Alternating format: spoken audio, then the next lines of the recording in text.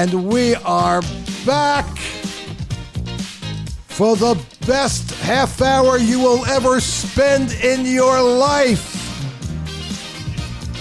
And she'll even say thank you when it's done.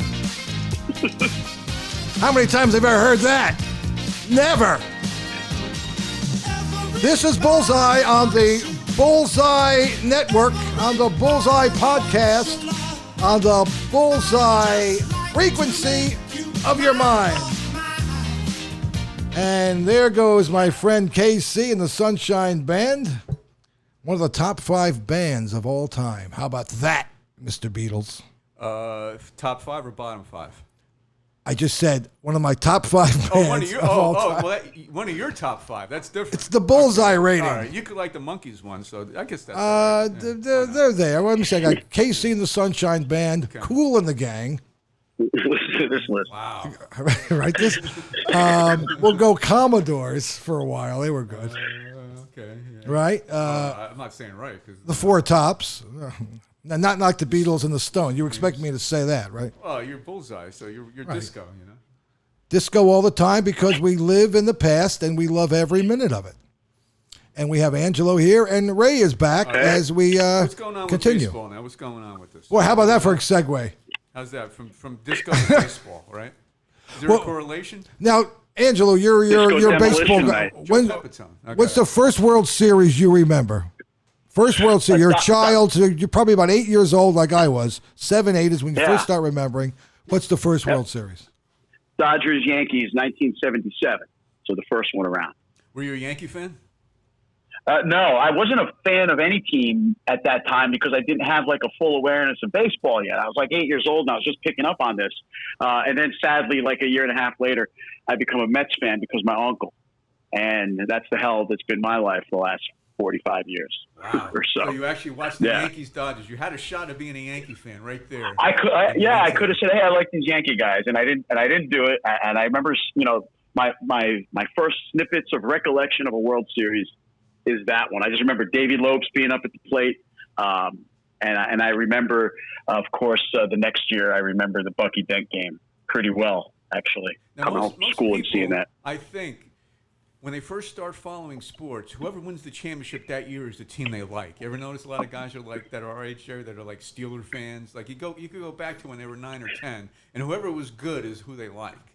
Especially around this area here in New Jersey. This area, right, yeah. They tag on to the champions. You get Jets and Giants, but there's a lot of Cowboys. There's a lot of Raiders. There's a lot of Steelers.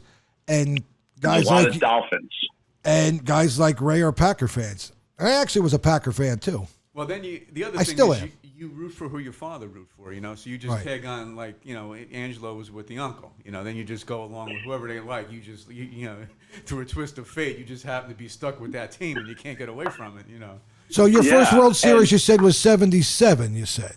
Yeah, right? yeah. All right, now. I was 8. All right, so that is, that's Billy Martin, that's Reggie's home runs, 77. Yeah, the 3 homers. Right. Yeah. Right. And who made the last out, do you remember? Did Munson catch the punt? Oh, Torres, was that the punt up to Torres? It No, was Munson. Was that Munson behind the plate? That was when they played the game. They won in L.A. That was 70. No, 77 was in Yankee Stadium. Yankee Stadium.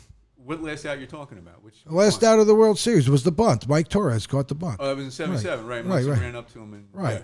Do you remember the 3 homers, Angelo? Or, you didn't mention that when you said you had a few memories.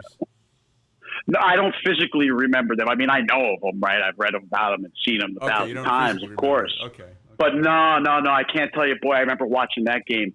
I might have been asleep by that point. Yeah. Well, you're younger than us, so right. Yeah. I remember. No doubt about it. I remember when Billy Martin took Reggie Jackson out of the game, and they had that fight in the dugout. Oh yeah. That was in the midst of all the turmoil. Right. Yeah.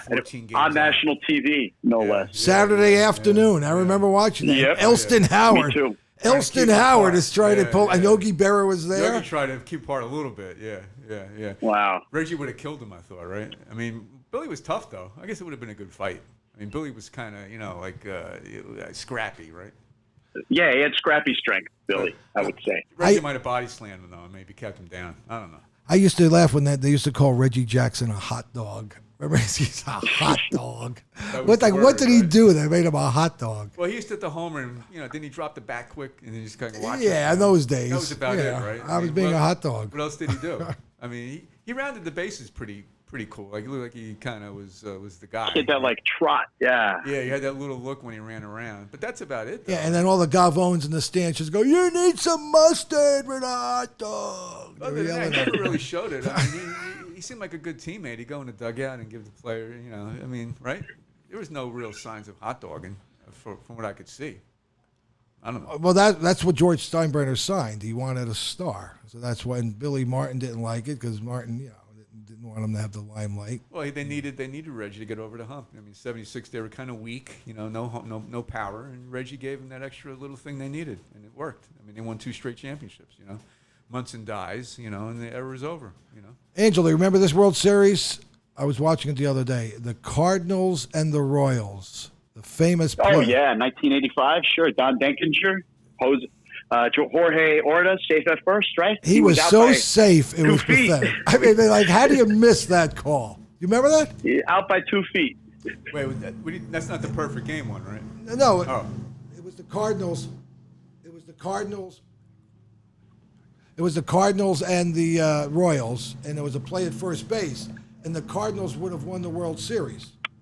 Okay. Right, the Cardinals would have won the World Series, but they missed the call, right? And then they went to a Game 7, and the Cardinals got blown out. 11-0. 11-0, right? And they had the game, and it was like 7. And the guy was out by 3 feet. You want to hear something weird with me? I'm all 70s and I'm 90s too. 80s because the Yankees were so bad, and then Munson got killed in a plane crash, who was like my guy. I kind of lost interest in the 80s. I really did. The Yankees were stunk.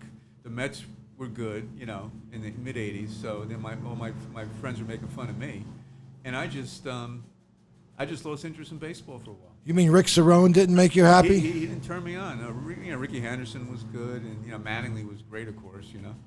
He's a Seton Hall boy, so that's why for a while there, Seton Hall boy Rick Cerrone made the Yankees. That was the only thing that made me feel better. Angela, I got to know last year Lenny Dykstra.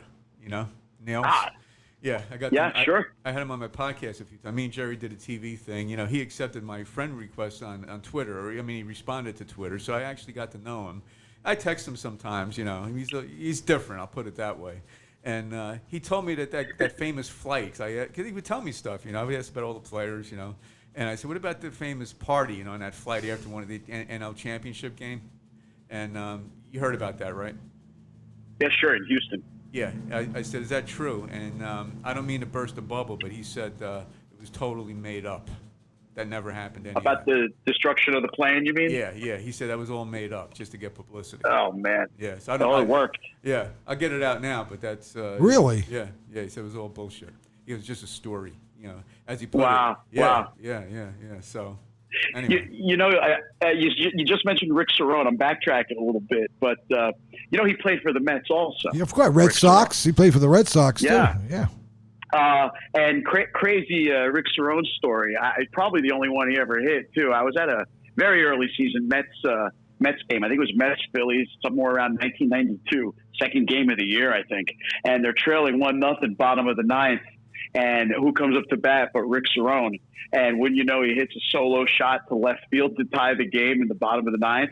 And then Hubie Brooks comes up in the bottom of the 10th, and he wins it with a solo shot to the same place on the bottom of the 10th. But, yeah, I saw Rick Cerrone hit a home run as a Met. Remember when Rick Cerrone was doing all those commercials? He did that one for Ooh La La Sassoon. No. Remember, he did Sassoon commercials. No, he did 10 jeans. They gave him his own brand of jeans. Remember his number was 10? Oh, but didn't he do Sassoon first, and then he did the... we got to look that up. That could be, but I just remember Rick Cerrone having his own brand. That's right. He was like hot for like 2 years, where he had even his own brand of jeans. It was number 10 stitched on the back of the pocket. It was called 10 jeans. And then he got a broadcasting career, and then I met him when he was the president of the Newark Bears. He tried to make that independent baseball league. He even signed Jose Canseco for a few games. That's right. I went to a couple of games. Yeah, nice stadium. Yeah, and he left a good broadcasting career to do it, and I think he regrets it. But that I don't know, but he did at the time. He was feeling kind of uptight about it. I gave up.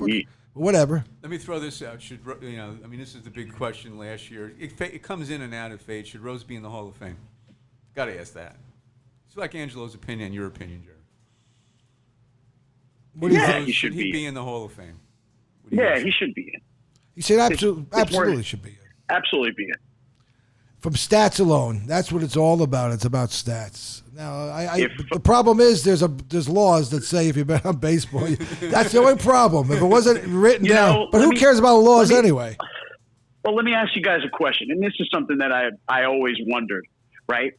Forget about the question for a second. Should he be in? We all know from a purely on paper and physical performance standpoint, the guy should be in, right? And it's his deeds as a manager that has got him kept out. And so what I say to you is, or I ask you, what if he already, the 5 years passed, he got inducted, he's already in the Hall of Fame, then we find out about all this gambling. Would they have taken him out? Would they have removed his plaque? Would they have kicked him out of the Hall of Fame? Maybe possible. So that's, that's my question that always I wonder about. Like, would there be a double standard, or would they say, well, he's already in, we can't take him out? I would say that if it was bad, like what if he found out he murdered 100 people and was gambling as a player, and think of the worst case scenario, then I think he got. Well, well, OJ's still in the Hall of Fame for football. Well, I think he should be out. Yeah. Well, it's. He should. If you're right, he should be out. The thing is in baseball, they have they should have a ceremony. Everyone going in, taking his stuff out. But baseball seems very strict with your moral character, and doesn't that come into? How about you go into the Hall of Fame? You take all of the O.J. Simpson stuff, you wear it, and you run out of the building. If baseball really had a moral code that they were adhering to, it would echo in those hallways. What are you talking about? These were not choir Cobb, boys, Right, yeah, going all the way back to Cobb and beyond. I mean, a lot of these guys were drinkers. A lot of these guys were gamblers. There's no question about it, and whatever else that they were. And I'm not judging. I'm just saying that if that was the barometer we're using to keep guys out of the Hall of Fame, the morals clause, well, shit, there would be nobody in there then. What about the Holy Grail, though, which is the betting? In every place you see, no betting allowed. And this guy was lying about it, accepts the ban, like he signs off on it, lies for 10 years after it. All the other stuff that he was doing wrong, okay, don't even count any of that. What about that? I mean, is that a good guy that you want in? Well, I think after so much time, it's almost like, you paid your penalty. It's like going to jail. You're in jail for 20 years. They let you out. I mean, come on. You still have a memory. So gambling on baseball is okay then? That's you committed a crime, a baseball crime. The dues you pay, which is, I guess, money, right? I guess your autographs are worth more, whatever. If that's not the case. It really doesn't make a difference because the guy has 4,000 hits. People will always remember that. Do you say that it's okay to bet on baseball, and if you do, if you're good enough, then everybody should be in the Hall of Fame, no matter what. The betting is okay. They're probably doing it anyway, and you don't know it. You go on draft. How are you going to know if I'm Joe Schmo and I play for the Astros and I go on DraftKings? Who's going to stop me from betting? Why? Do they have your IP address? Why can't you do it? How do you know? Why would you take the risk? Well, I guess in those days you had to go through a bookie. Those days you had to go through the bookie and all of that underground stuff. Right. Now it's legal. Right. You don't tell me these players are gambling at all? They are. They are. Of course they are. It's like saying, are they taking enhancement things? They are. So the gamblers for fun. They're betting on the Pittsburgh Cardinal game just to see. DraftKings. You see, come on. You would think these people are immune to it. I was just going to say that they're people and human beings like anybody else, and they enjoy whatever vice that society offers, right? As much as anybody else. That's right. So. There's no reason why. Plus, they have the money to do it. They have the money to do it. By the way, and I do think now I was anti-Rose in the Hall of Fame, but now I believe he should be in because of the forgiveness factor. Yes. There you go. Yes, forgiveness factor. How many years? In that factor. I do believe in. How many years? 89. Giamatti banned him in 89. I think it was. He just had a bone. He had a bone to pick with him. That commissioner had a bone to pick. Now, was Rose as great as they say? You hear the greatest player? hitter of all time, yeah. Was he? How great was he? I mean, he played a heck of a long time, and he hung on for 5 years, maybe to get to 4,000 hits. I mean, how good was the guy? What was his lifetime average? What was his power numbers? He won with the Phillies, and then he was even winning with the Expos, wasn't he? When he went to the Expos, I don't know. They were okay there. They were about a 500 team. Really?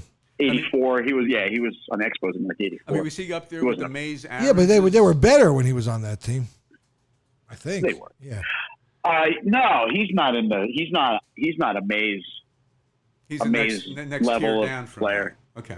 I would say, yeah. I mean, let me ask you: is he even Cobb? I would say, yeah, right. But Cobb won a whole bunch of batting titles too, en route to amassing those hits. How many batting titles did Pete Rose actually win for average?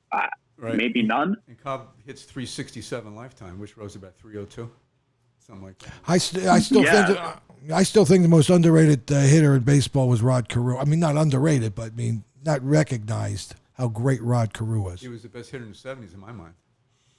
Yeah. Automatic. From them on. He had that tobacco sticking out of his jaw. He had it was like a wand. Everything was like, remember he hit the ball like a wand? Right. Hit the ball everywhere. He held that bat and it was like rubber in his hand. Right. The way he wiggled it. Were the statistics in the 20s and 30s skewed high because of maybe the bad gloves, the defense maybe is not as good, the pitching not as good? Because the statistics back then were pretty unbelievable compared to now. Or were the players just that much better than they are now? Well, I think the pitching is better now. Mm-hmm. So do you think the players back then weren't as good as the players? I guess you would adapt to the talent that you have. I guess everybody's a human being. So you can't say that Babe Ruth wouldn't play in today's game? No, you can't say that. Okay. He just wouldn't have a size. How heavy was his bat? 48. 48. He would no way he's picking up a size 48 bat. And going around on a fastball walking around, days. eating 28 hot. What was that hot dog story with the Babe Ruth hot dog story you have? Oh, that's well known. I mean, I think he had a disease, but I think they said it was hot dogs because he was known to have a lot of hot dogs. So he had the stomach ache heard around the world. I think it was in 24. If you look at his stats for 25, it was pretty bad for Ruth type stats. They're hot because of the hot dogs. Well, I think that was a myth, but I think it was more of one of those diseases he got.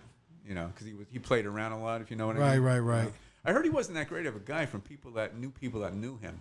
That's why him and Gehrig didn't get along. He was he was a ratty guy that liked girls and lived that drinking beer life. Oh, like Mickey Mantle. Like Mickey. I just saw the carouser. Yeah. I just saw something again. A documentary. He was bad.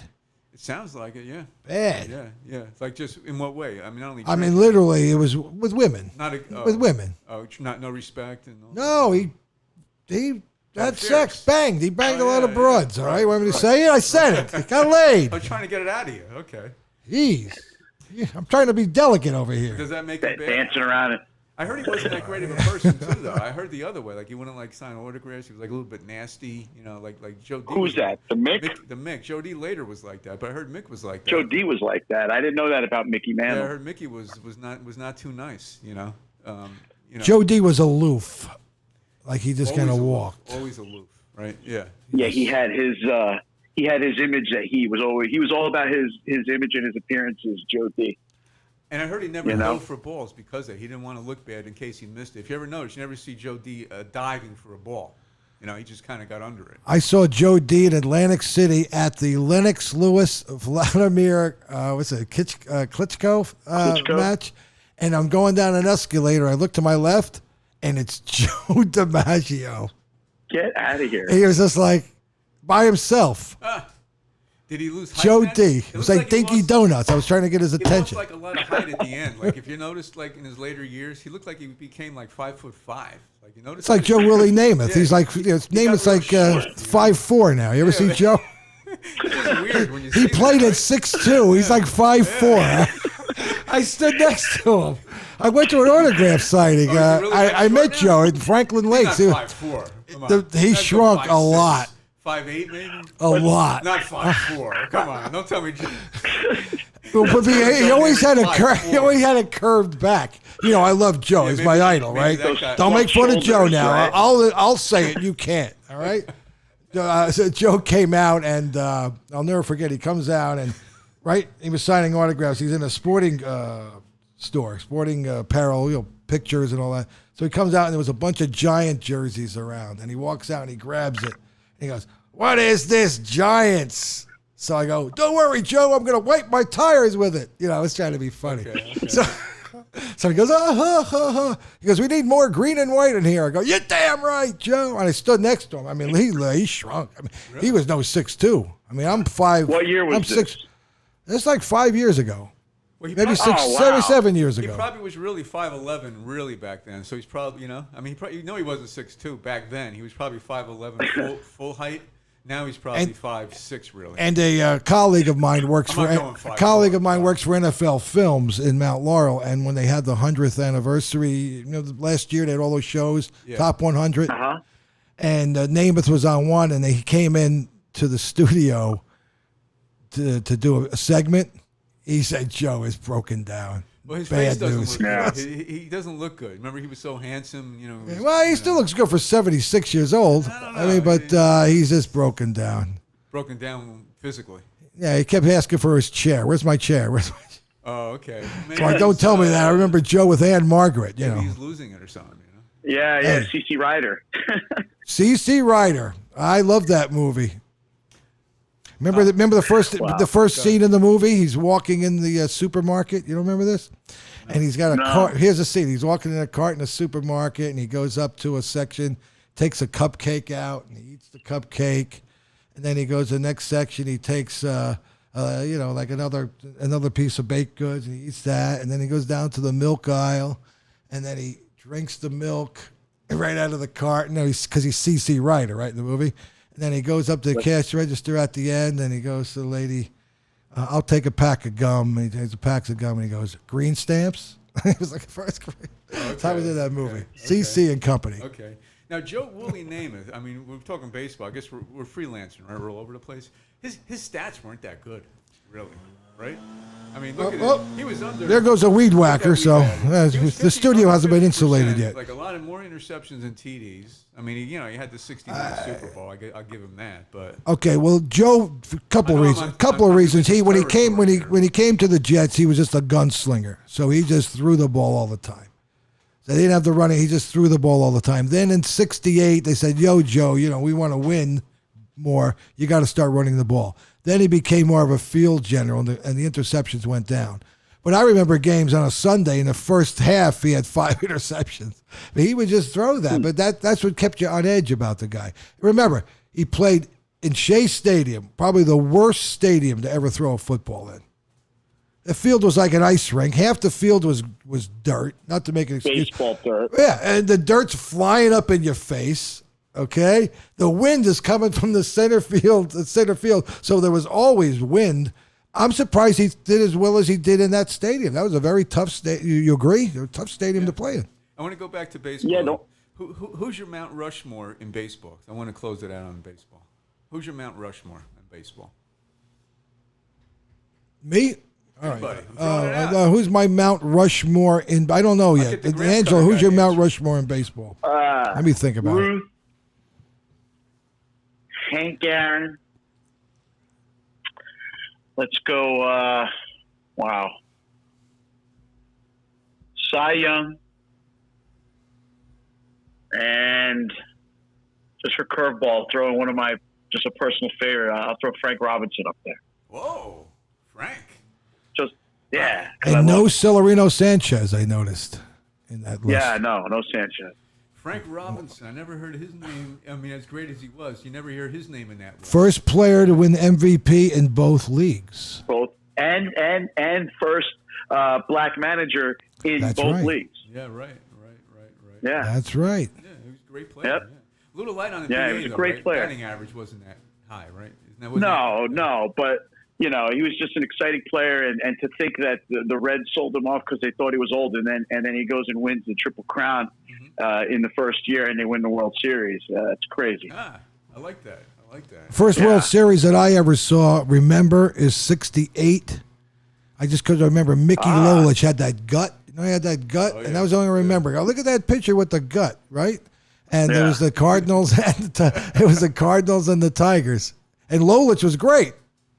Yeah, he won. They won the World Series. Yeah, that was my first one. Who was the manager? Mayo Smith. There you go. Mayo Smith, right? Wow. Yeah. Good one. Yeah. Black and white. Cardinals manager, I don't remember. Was it Cardinals manager? Was it Red Shandy? Ray's getting applause. What's that? Red Shandy. I think it was Red Shandy, 68. Yeah, Red Shandy. That's right. Now, that's what I thought. Can I make a suggestion for Mount Rushmore? Go ahead. Can I make a one guy? Be my guest. Suggestion. Lou Gehrig. Yes. Well, I would argue it. Look at he's almost the icon. He's an icon of baseball. ALS, yeah, he's the icon of baseball. Yeah, you got to give it to Lou. Lou. Thank you. Get it. Okay. Remember that? He still holds the American League record, right? For RBI this season? He does, yeah. Yeah, 184. Right, 184? Yeah. Check out from 26 to 36, the best 10 straight years of a career ever, statistic-wise, with home runs, batting average, and RBIs. It's pretty crazy. Check his stats out if you have a chance. 26 to 36, just those 10 straight years. Just think about just sports in general and sports news. In those days, the only news you got was in print. And look how it's changed and now. Radio. Can you imagine? In radio, but mostly like day after stuff was print and radio was the play-by-play. But think about if those players got the press, right? And all the coverage that they would do today. The mystique, though, that way. Had the mystique factor. I guess 3/4 of them wouldn't be playing because the woke movement would have gotten rid of them to be playing with nobody. You know what was wild, I thought? Like, back then, black and white, right? And then you go to the game for the first time to see Ruth play, say, or Ty Cobb in 1920 with 3, and it's in color. You see the beautiful grass. You go through the tunnel, you see that must just be dramatic because you think it's black and white. And then when you go, everything is live color. I saw Ty Cobb on What's My Line. He was the mystery guest. Really? Ty Cobb was the mystery guest. He looked lousy when he was old. He was an ugly man. He looked like Ty an Cobb. old dude, like an old nasty dude when he was old. Too many spikes to the face. Hey. He didn't make it on his looks. Let's put it that way. No. He looked cool when he was young, though, right? He looked cool when he was young. No one cared. Yeah. Ruth looked pretty weird looking. Everybody was a stud in those days. Yeah. Either that or you wore a suit all the time with a hat. How do you watch a baseball game for the most mundane? I'm running to the market and you're putting on. How do you wear a suit and a hat to go to a baseball game? But that's how it was back then. It's fascinating to look at those photos, and sometimes in a baseball photo, the black and whites, I'll look at the crowd reactions almost as much as I focus on the players, because you look at them and they got a hat on and they got a pie, maybe they got a cigar, maybe there's a woman in the crowd, not too often in some of those really old photos. It's quite a capsule in time for everybody involved. Would they react at all? Like, if I recall, they don't seem to really react too much on the action. You don't see many like physical reactions. Am I right? It depends on the shot, right? Okay. Maybe I'm wrong. I mean, just get that feeling. You don't see this guy like. Hey, you ever saw anybody catching a home run, like catching a home run, jumping up and down with the beer falling? You know what I mean? Like the kids grab. You didn't see that. That photo doesn't make it. And you didn't make it. Well, you figure a lot of times a photo's an action shot. It's like mid pitch, so there's no reaction yet. The reaction's a quarter of a second later. When that swing happens. In videos, you never see a real home run like in 1930. Like, it's always like it's all messed up. It's not like you really don't know how far they hit it. You never see it leaving the bat over the fence, like up to. I defy you. Right? Yeah, I defy you to locate the shot heard around the world on that grainy film. I'd love to see the whole thing. Yeah, you don't see any of it. You mean the real sound of the bat? Instead of the whole the real actual seeing the ball. Yeah. I don't think that you never saw it. You never That's see right. It. Yeah. You never see it. You don't even see the pitch. Right, you don't even see the pitch. You see him; he's galloping. I remember he's galloping around the bases. I just remember. Even in 56, you don't see anything until like 1960. I don't think like that when you think about it. Yeah, Mazeroski's homer, definitely you could see clear the fence. You could see that. I think that's right. In the 50s, you never see it. It's just kind of weird. It was a great call though. Which one? The Giants win the pennant. The Giants win the pennant. Yeah. That was a great definitely call. Top call. Yeah. I was watching. I was mentioned the other day. Russ Hodges. You know who I hated as an announcer? Red Barber. How did this guy become so famous? The old redhead coming down from the he sucked. I couldn't stand. He had the Brooklyn accent, I guess. Right? He's got a piece of hay out of his mouth. I never. Yeah. I never liked him either, but he was. Mel Allen either. I thought Mel Allen wasn't that great. He was supposed to be great too, right? Vince Scully is great. I mean, I'm an announcer, so Vince Scully was great. Great base. I tell you, Garagiola was pretty good too. When you go back and watch the games, he was actually, Hold up. Yeah. And then they used to call Bob Uecker the poor man's Joe Garagiola. I like Uecker. Yeah. Remember that, Angelo? I do remember that. Mr. Baseball, he's the poor man's Joe Garagiola. Then he became Bob Mr. Uecker he used to do the he was like the third wheel on the B team on the NBC Game of the Week, right? It would be Scully and Garagiola, and I don't think they had a sideline type reporter. And then the second team was Costas and Kubek, and they had with Bob Uecker. So that's right. What Bob Uecker was doing. And then he also did Monday Night Baseball for a while, games. Right? With Bob Prince. It was Bob Prince, Bob Uecker, and like the first, and Warner Wolf. Wasn't it like the Warner Wolf? Warner Wolf. No, the first Monday Night Baseball games. Okay. Was Warner Wolf. Warner Wolf. They were terrible. And Bob Prince. That's a bug in a rug. That's all I remember. I never liked him either. People liked him, the Pittsburgh Pirates, but I never liked him. Really. He called Robbie Clemente. That's a bug in the rug. I remember these things. Yeah. They were, I don't know. They're no John Sterling. We love John Sterling. That's too new. We got to talk about old stuff. Well, he was pretty old, Sterling. That's he goes back into. I saw him in the 70s. Well, he didn't do baseball back then, though. Did he? Well, he probably did, but he's probably in another market. Yeah, well, he did the Braves for many years. No, Braves he did, games. Yeah. Oh, he did the Braves. Okay. Then he did the Atlanta Hawks. Whenever he'd get canned from New York, he'd go back to Atlanta, I remember.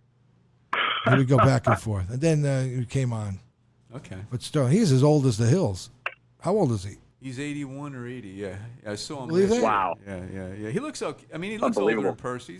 He's about 6 foot tall, you know. He's kind of tall. I was surprised. And he looks kind of like worn looking, you know. In the face. Think?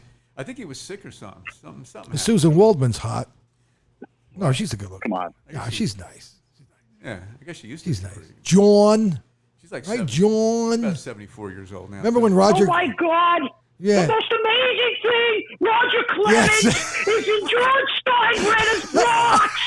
The most dramatic, amazing thing I ever saw, John. Her buddy Hackett wig was flopping off the side of her head. I remember that. Excited. I remember every 4th of July she wears like a red, white, and blue vest, and she interviews the players. It's like sequence or some shit. Yeah, we love Susan Waldman. I will never forget that. I do love her though. She was the first voice heard on the Fan. That's right. Did you know when that? That station kicked off. She was a what? Susan Waldman was the first voice when the station came on WFAN. Introduced the station. Very first voice. The first voice. Wow. Yes. Here's another trivia question. Who was the first voice and on-air presentation on ESPN when that came on the air? Oh. That was I know who it was. He was a Jersey guy, Lee Leonard. Oh, okay. Yes. Remember, it was him and Bill Mazur, the Amazing. Lee Leonard just passed away. Like a year ago or so, man. And he was like a legend on TV around here. I met when I promoted Pat Cooper for a while when we were doing comedy stuff. I had put him on News 12, and Lee Leonard was the big star. And I met Lee Leonard at the time. He was married. He was married to like some opera singer or something, like some artistic person, right? He was also the studio host for NBC's NFL coverage in the late 70s. What was that show called? Grandstand 78? Yes, back in them days, right? Yeah. I remember Lee Leonard. Lee Leonard was the host of that for at least 1 year, maybe 2. Do you remember the George Michael Sports Machine? He used to be on Saturday nights, and he used to hit the Ampex 1-inch machine. He used to hit the button. Let's look at the highlights from St. Louis. And remember that George Michael? Those huge reels. Those 1-inch, 1-inch tapes. Yeah, and then he was a George Michael. He was a DJ on WABC in New York. He was George Michael. Washington. He was a Washington D.C. That's right. Washington D.C. sports TV anchor, sports anchor on. I don't remember which channel it was in D.C., but he was there. That's where the Sports Machine originated from. I think from D.C. Right, the Sports Machine. Yeah. And a sportscaster that made it, I don't know how, with Bryant Gumbel. I mean, he used to do everything. The world's worst voice for a sportscast. He had no. He was the host of that. Say again? Yeah. His announcing, you couldn't really hear him, right? He was very, I don't know. He didn't have the chops. No inflection. Bradshaw back to pass. Right. Bradshaw finding Blyer in the flat. And it sounds like somebody's tickling him when he does play-by-play. It just didn't. His brother is a lot remember better. he called that Thursday night game on the NFL NFL package, right, on the NFL Network for about half a season. They bounced his ass brutal. out. He's terrible. It was brutal. I met him when I was working at KTU. A weird trivia side note: he and I share a birthday. That's a weird coincidence. I remember seeing him on an elevator.